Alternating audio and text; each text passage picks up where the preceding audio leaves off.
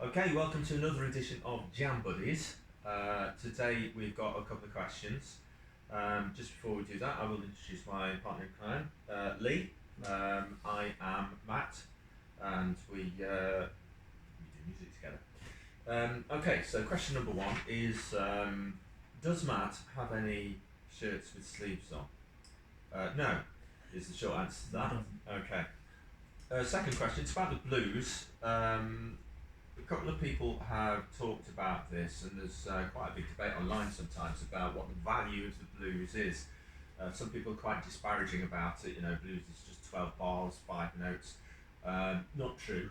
That's just the very basics of it. But blues has influenced pop music for over 100 years now.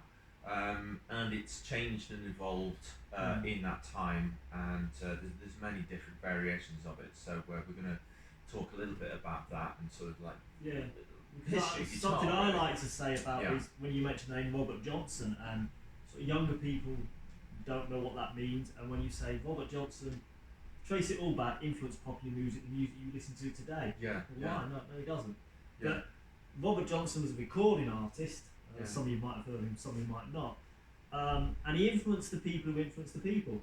Yes, that's what it comes down to. You know, all the people that the Rolling Stones were influenced by Robert Johnson. Led Zeppelin. Yeah, Led Zeppelin. All of that.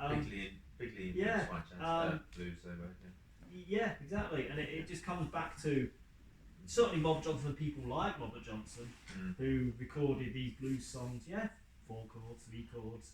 So like I said, a little bit more to it though. A bit influenced rock and roll, which influenced heavy metal, which influenced nu metal, which influenced and so on and so. Yes, it's very true. I mean, weirdly, you can trace roots back from bands like Slayer, even and Metallica back to the blues. In fact, the chap in Metallica, with the long career, that's it. Yes. He's a very big fan of blues, and he plays a lot of blues in his spare time. He's actually quite good at it. So he a lot of his influences have come from that era, and if you know what you're listening to, you can actually hear it in his playing. You can hear some lead playing, and you got some blues scale. You know, and so whereas a song like, let's say, Night Train, Guns N' Roses, is completely removed from anything Robert Johnson's done. You can hear the Robert Johnson stuff in there if you know what you're listening for. Totally. I mean, blues can be as complicated as you want because it's sort of it goes towards jazz.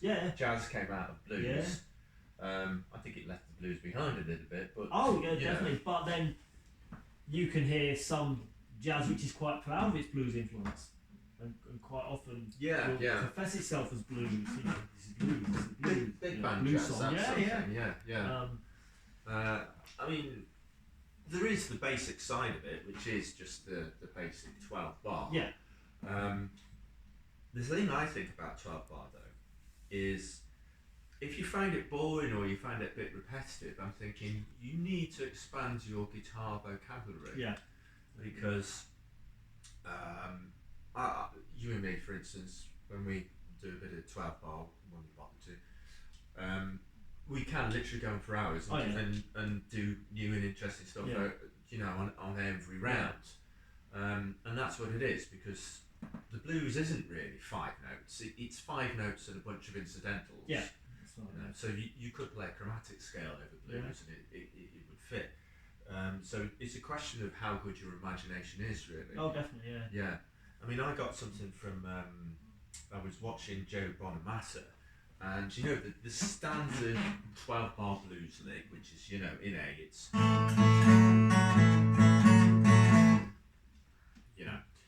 that sort of thing. You can even change that around a little bit, because, for example, if it's in A, you could use it with an inversion of the D chord, so you're like, or what Joe was talking about was he uses the note above as well, so he's like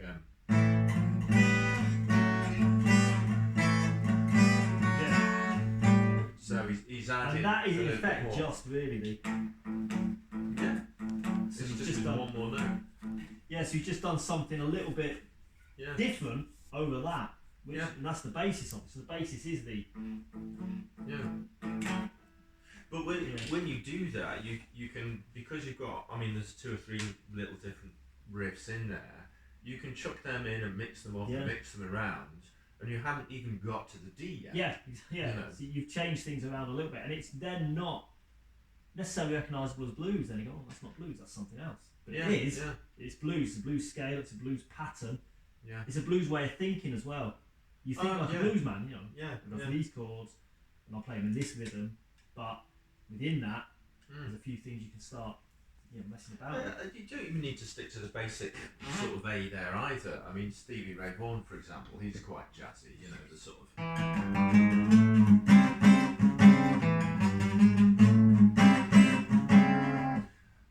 So you can nick that chord. Yeah. And sort of.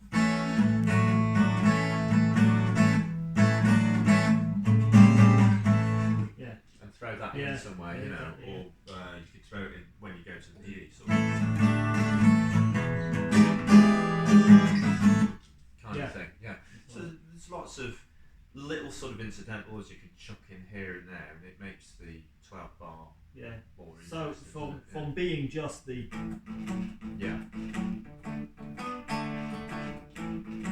your little finger for that bit. I do. Very rarely use my little finger on guitar playing for that one. Oh right, I use. Well, because I can go to the full chord if I want to. Oh, there you go. So you've got an extra melodic note in there by using your little finger to keep the rhythm going.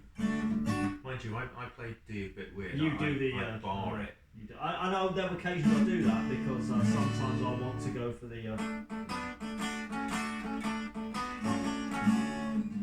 major seventh in there. Yeah. So well, there you go. Blues strumming there. Suddenly, it's not just chug, status quo. Which nothing wrong with status quo. No. But it's not just that anymore. They did a tour, didn't they, in Search of the Fourth Chord? That's right. Yeah. Actually, I've listened to some quo. There's a few more than 3 chords on some. There is. But so what you've done there is you've not just done the standard. You've actually then added some bits to it to what music teachers would call colour. You've added some colour into there. Notes that don't belong there, sevenths. Flat and sixth, things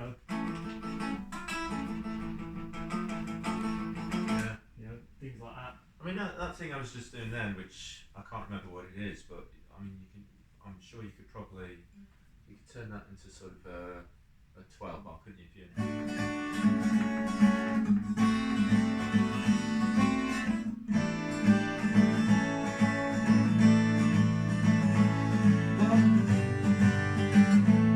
it's the pattern.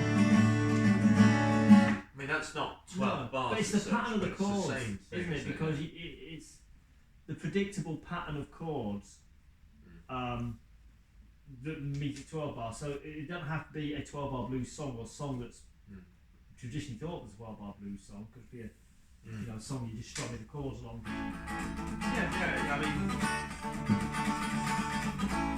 mean, that's on a lot of pop songs. It's on country songs, and it's not blues or not blues you'll recognise. But it's the blues strumming pattern. And it doesn't have to be the chords 1, 4, and 5. No. It can be the chords 1, 3, and 4. I mean, if you go into sort of country or Delta blues, I mean, Delta blues like what's he called? John Lee Hooker.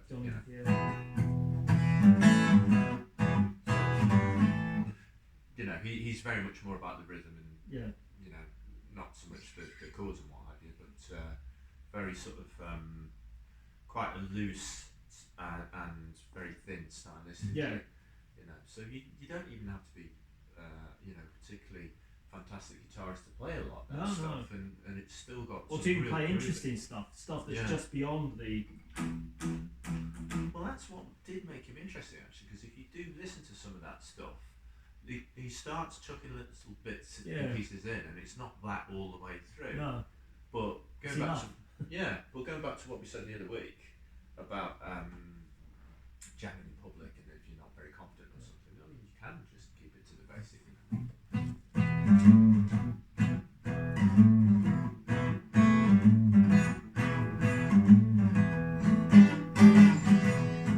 Well, obviously, I'm taking it somewhere else. But tell us a bit about country blues, because I'm not quite familiar. Well, yeah, to me, to what I think of the country blues, I mean, someone might disagree with me. It's the country feel to it, rockabilly, country Bluegrass. western, bluegrass, take the standard progressions. I'll finger pick it a bit more, for country style. Oh right.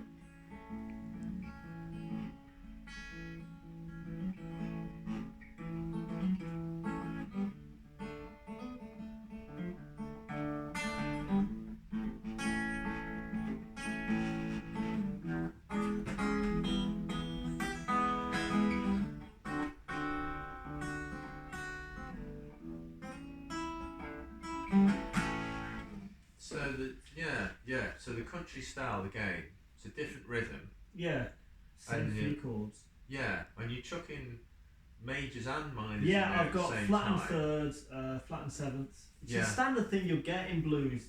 You flatten some thirds, flatten. So it's more frequent in country, I think. Yeah, exactly. It's got sort of.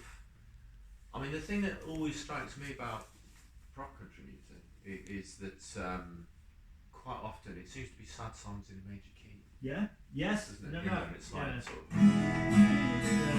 I'm so broken hearted. Yeah. But this is a really happy sounding tune. Yeah, because traditionally you want to sing a sad song, you go for a minor chord. Well, yeah. But with you go for a major chord. Yeah, that almost sounds delta there as well. The bending. Yeah, bending down.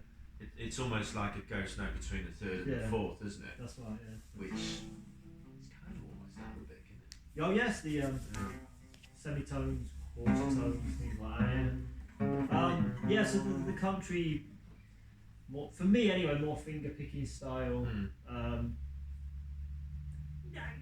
Not just acoustic, but usually acoustic picking patterns and. That feeds a lot into Mark Knopfler of Dire Straits. Oh yeah, isn't it? Yeah, that is good example. I mean, rather than finger picking, he still uses his pick, but he uses the other. Yeah, in fact, sometimes he has picks on those things. I think. So to give him, Yeah, because I spent, when you learn to play guitar, spend a bit of time watching. What's he doing? He's actually playing his lead parts. You can't see what he's doing with that hand very well, can you? Yeah. You can watch this part, but you can't see what he's doing there, how he gets them sounds. But he himself talks about the blues a lot, playing acoustic stuff and that kind of thing, the kind of picking and Yeah, because I mean, when you think of some of his tunes are really quite modern and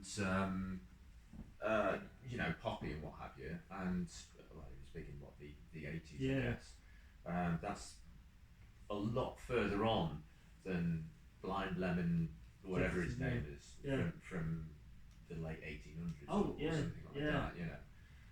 But it's the same stuff. It's the same scales. It's the same. Same music. It's the same music. Yeah, electric sound, more modern production, as it were.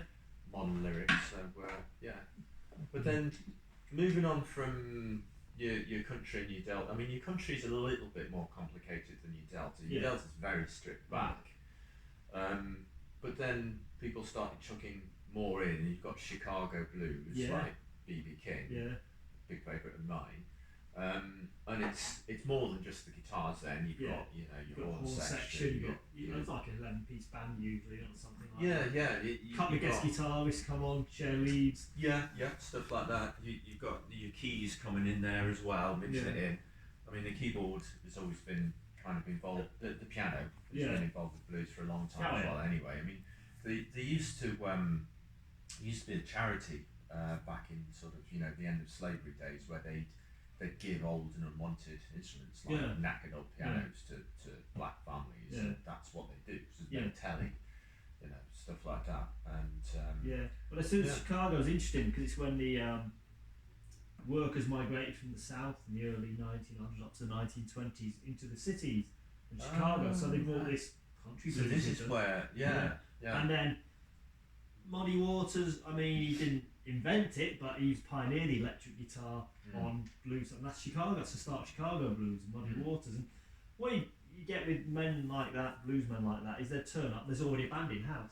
Plug in, they all join in. Bit like jamming. It's almost like a jam night, isn't it? But because they kind of know the tunes anyway. But then you've got a couple of sax players, you've got a piano player, another guitarist, there's bass players, a mouth organist, and now you've got a big band playing the blues, not just one man on a guitar. Oh, exactly. And that's what you get in Chicago. Players. Yeah.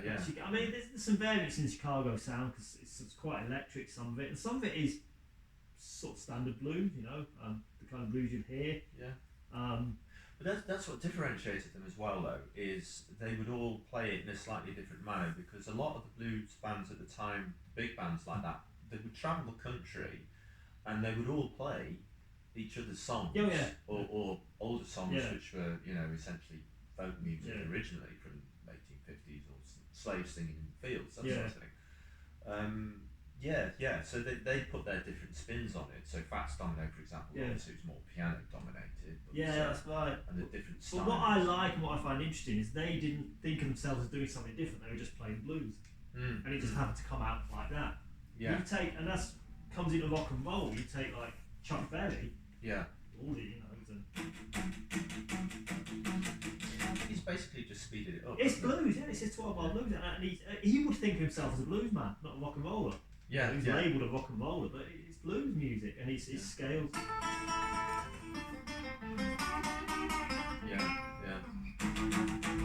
The blues scales, and so he'd think of himself as a blues man. So and he's that tradition. He would turn up. There'd be a house band. He'd play with them. He didn't have his own band. He turns up.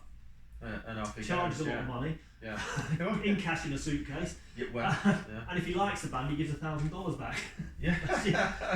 But that's the tradition. You just turn up. There's a band there. These songs. Oh, there you go. And so the rock and roll. You think of the pioneers of rock and roll: Elvis Presley, Chuck Berry, Buddy Holly. Bluesmen. Elvis, is a good example. He's playing sort of country blues a lot of the time, his early songs. Yeah, he is actually. He's from that region in the south where blues and country meet up. Yes. In certainly the state he's from, Memphis, Tennessee. He was actually born in Mississippi. You've got country singers, you've got blues singers, possibly in the same district. He'd just be hearing that. It's funny how that does feed into modern music, though. I mean, really modern music, just not just like what us old guys kind of like, sorry, terrible impression there. Miley Cyrus, for example. I mean, your country and your rock and roll, they sort of go hand in hand. Your country is very sort of, you've got a lot of rock and roll in there, Dolly Parton, people like that. And then when it comes to Miley Cyrus, some of her stuff is you can hear the country influence, more or less. I mean, she's from that area, that region anyway, and she's from that background. She is, I mean, she covered Jolene, which obviously sounds very country, and she's got like a kind of an acoustic-y live band that she does some of that stuff with. But then, even when you get into her poppy stuff, in some of her vocalisations, you can hear it in the voice. You can really hear some of that country influence. Yeah. And again, a lot of pop songs, they're only 3 or 4 chords anyway. Where does that come from? And it is that the blues pattern. So a lot of modern popular songs, you would hear that blues pattern in there. The 3 chords, the change at the even down to the key change, or not necessarily key change, modulation, where what you call the middle section of the song. It's usually go to the 4th, go back to the 1st, go to the 4th, and then you go to the 5th, and then come back in. It's and that's happening in a lot of songs, a lot of popular songs. It's just there, and it's another one when you're jamming. You know it's going to happen. Don't know the song, but they go into the middle bit. I think it's going to be 4th, 1st, 4th, 1st, 5th. And it usually is. It generally is that. So that's. That goes in, and then it goes into, like you said, the jazz, and then funk. Again. Well, I mean that's a whole other offshoot, isn't it? I mean, it's blues. We've talked about where it's sort of gone through different iterations, and it's still been blues. Then it's sort of the big band sort of kind of turned into more jazz. I mean, jazz was heavily influenced by blues playing, and then jazz does its own thing nowadays. You got funk. Which if you take like James Brown, who's the godfather of funk, say, I Feel Good, big hit for him, everyone knows it. If I do it in C here, it's the blues pattern. I feel good. Then you go to the F, fourth, and then so good, so good. You know, so it's the same exact blues pattern. Yeah, it is that. You just have to play it on the one. Yes. Like someone say on the one. Play it on the one! There you go. Right, so, which, you know, I'm not a funk player, so I do find it quite difficult to get that funk vibe. But Yeah.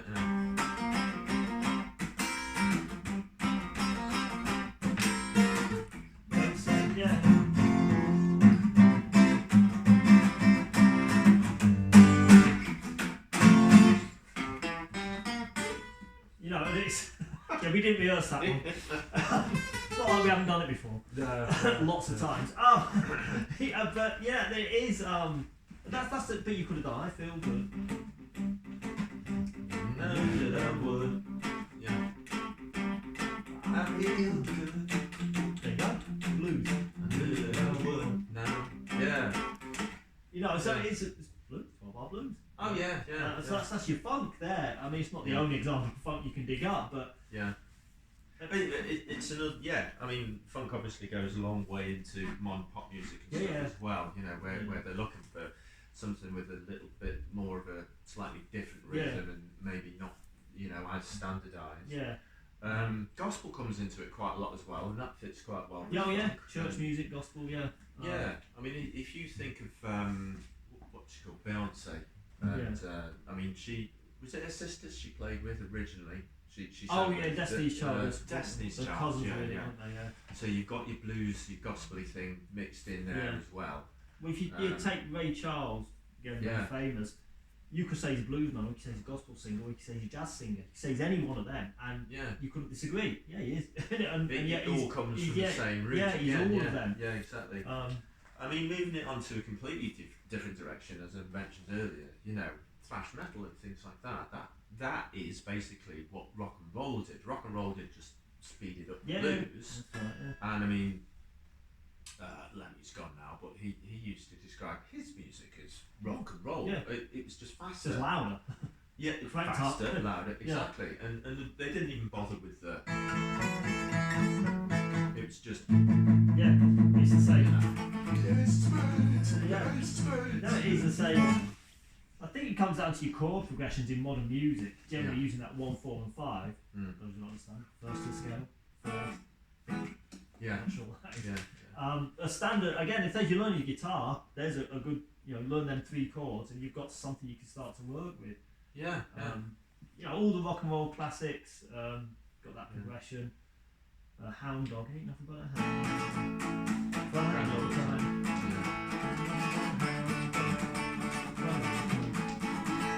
When you talk about the numbers of the chords, though, I didn't realise this till quite recently. Actually, the numbers, you depending on what key you're in, those numbered chords, you can actually play them in a scale. Yeah. And so if you learn those, and this is particularly something going back to country music, it's quite important for that thing. But if you learn that, if you know what key somebody is playing at a jam night, for example, then if somebody tells you, oh well, this chord's 1, 3, or 4, or what have you, then you will know what the other chords are, and it helps you go and play through that. So just to round up some of the technical aspects of playing the blues. We talked about the pentatonic with your 5 notes.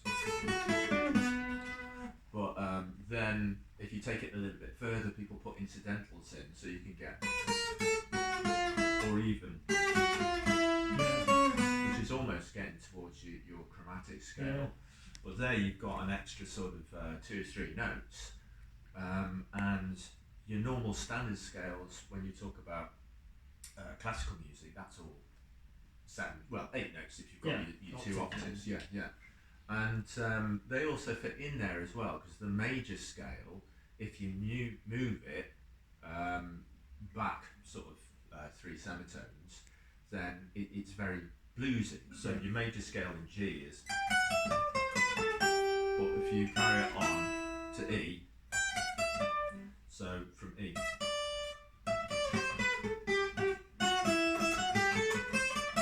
it's minor, and it's got the pentatonic in with a couple of extra notes, and it's just pretty much the same thing. So you can play modally in blues as well, and you can make it. I mean, particularly with jazzy kind of chords and scales, you can make the blues as complicated as you like. But as I sort of said from the beginning, it's basically just how much imagination you've got. I mean, because within that little box of strings there, these two boxes, you can just for a flat and third, seventh. Exactly.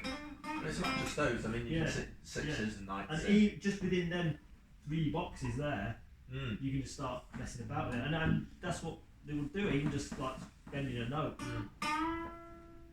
quite a semitone. You know, just get an extra semitone in, or if you can't bend the note, flick it on. Sometimes I bend it just a quarter. Or slide it on, you know. So there's a lot. So if you're a guitar player, if you're a guitar player and you say you don't like blues or you don't play blues, I think, and this is people going to jump out my throats for this, you're wrong. You play blues. Unless you're a classical player, it might be different. But you know, I mean, the whole history of pop music, rock, metal, funk, all that sort of thing, all stems from the blues. So it's not right to just dismiss it. Not at all. It's simple. I don't do blues, or it's just 5 notes. I think if you look into the history, it will improve you as a player as well. I mean, I had a conversation with a very famous pianist, and he was talking about when he first recorded his first album, he played separate hands because you couldn't actually play the music together. And then the record company said, look, go and study this stuff and go and look at the old blues musicians, and it massively improved his playing. So I think if you want to look into that, look into the history of the blues, jazz, funk, all that sort of stuff. And do you know what? The other thing is, you say, I don't like the blues. We've done jazz, we've done funk, we've done rock and roll. There'll be something you like in there. Oh yeah, there'll be something. We haven't even mentioned Jimi Hendrix. No. So anyway. Okay, well, that's it for another episode. So if you've got a question that you want us to waffle on about for a good 20 minutes, and email us at jambuddies@audiomatters.co.uk, and we'll see you next time. Bye-bye.